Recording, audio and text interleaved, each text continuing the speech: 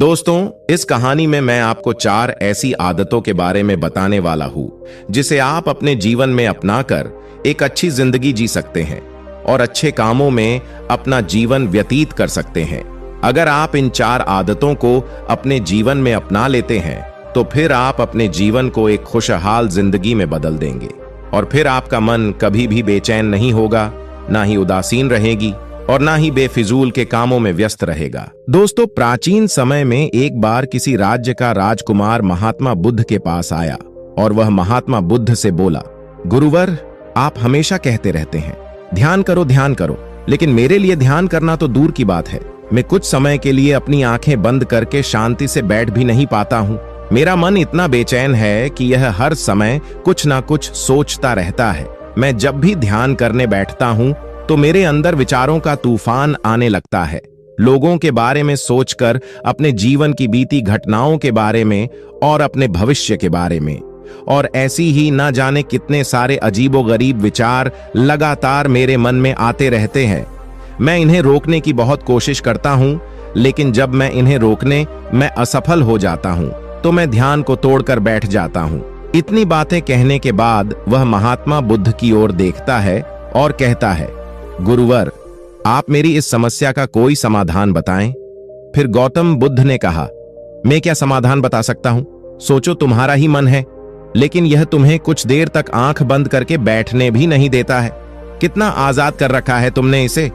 फिर राजकुमार ने कहा, गुरुवर, मैंने बहुत सोचा, लेकिन मुझे अपनी इस समस्या का कोई समाधान नहीं मिला, इसलिए मैं आपकी शरण में आया हूं। अब आप ही कोई रास्ता दिखाएं।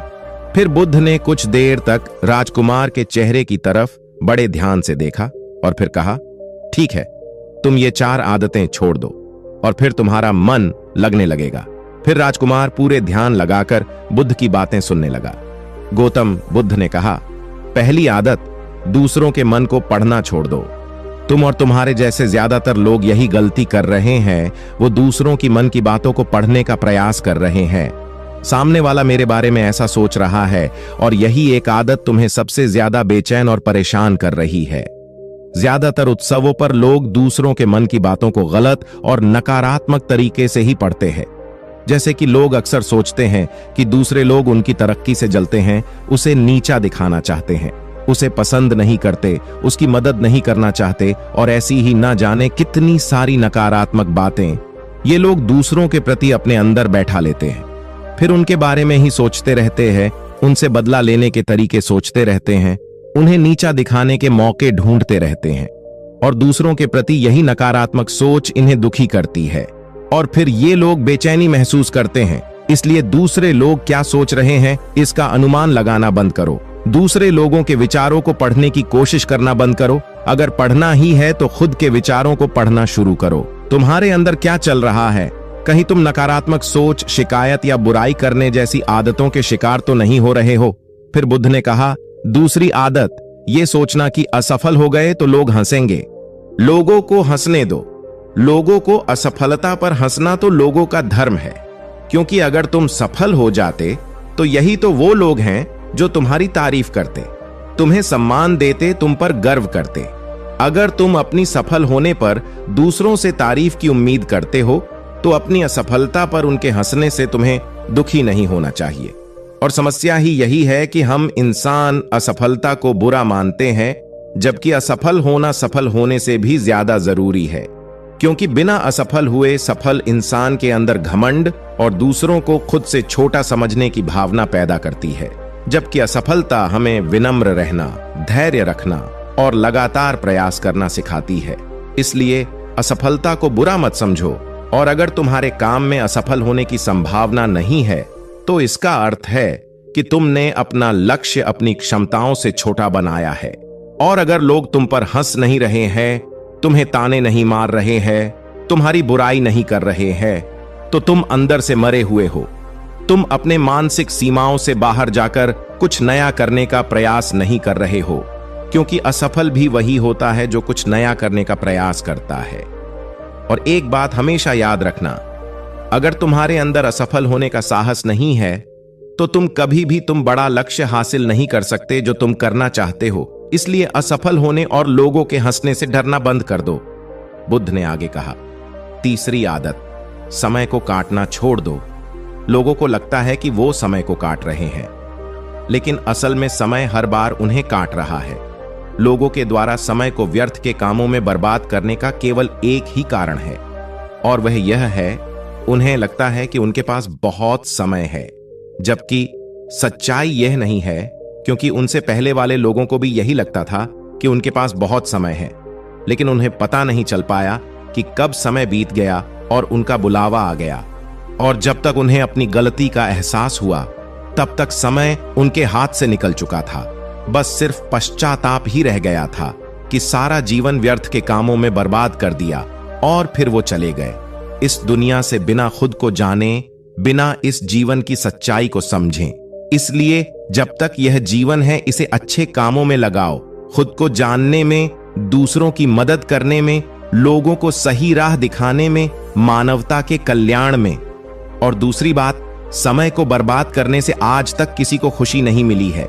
हालांकि समय काटने से तुम्हें क्षणिक खुशी तो महसूस हो सकती है, लेकिन जब तुम्हें होश आता है और तुम देखते हो कि कितना सारा समय बर्बाद किया जा चुका है, तब तुम्हें खुद पर क्रोध आता है और तुम पश्चाताप के भाव से भर जाते हो, और फिर यही पश्चाताप का भाव तुम्हारे अंदर तनाव पैदा करता है और तुम बेचैन हो जाते हो और लगातार अपनी उस गलती के बारे में सोचते रहते हो।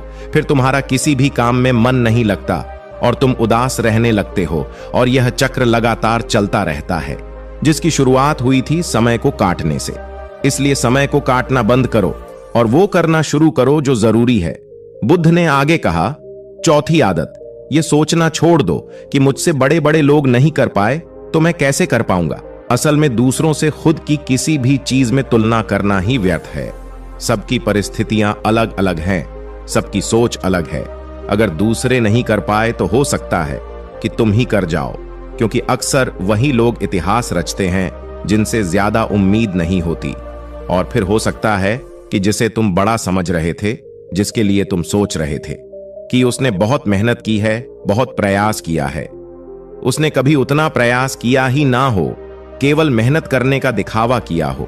क्योंकि ज्यादातर लोग कभी उतनी मेहनत करते ही नहीं हैं जितनी उन्हें अपने लक्ष्य प्राप्ति के लिए करनी चाहिए, और दूसरे लोगों के सामने यह दिखाने का प्रयास करते रहते हैं कि मैंने तो बहुत मेहनत की थी, लेकिन मेरी किस्मत ही खराब थी।